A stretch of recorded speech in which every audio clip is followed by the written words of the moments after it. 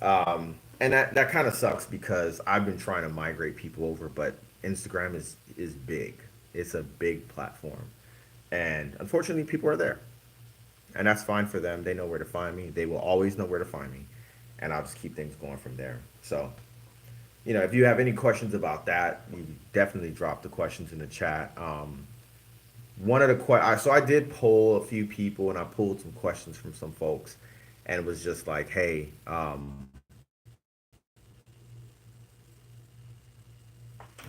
hold on. Yeah. I pulled some people and pulled questions from folks and wanted to make sure that I was able to kind of have some meat and potatoes for this Q&A chat. And so one of the first questions that I had, it's one of the first questions I almost always get, is how do you stay motivated and inspired during creative blocks, which is a really good question for the time being. Truthfully, I feel like I'm in a creative block right now, right? It's like the juices aren't flowing the way they've flowed in the past, which is okay with me because of the fact that I think creativity for the sake of creativity is just as chaotic as posting just for the sake of posting, right?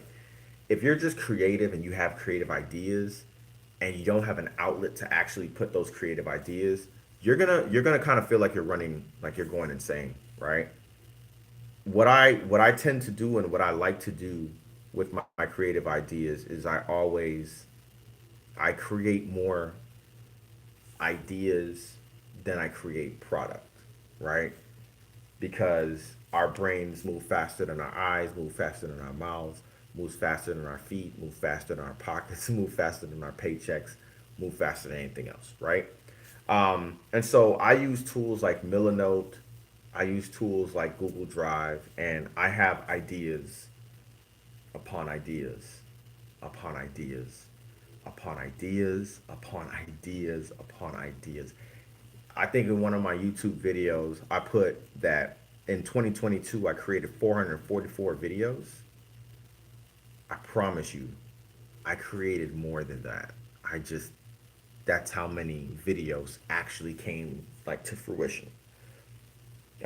Sometimes you just got to create stuff for the sake of just, all right, man, I'll put this in my back pocket. I'm going to come to it later on. You know what I mean? And that later on might be 5 years later. I always use the perfection as an example. Like the perfectionist, for those that don't know what that is, the perfectionist was produced when I was 19 years old. Like I made that beat at 19. I wrote the song. I wrote the song when I was 23.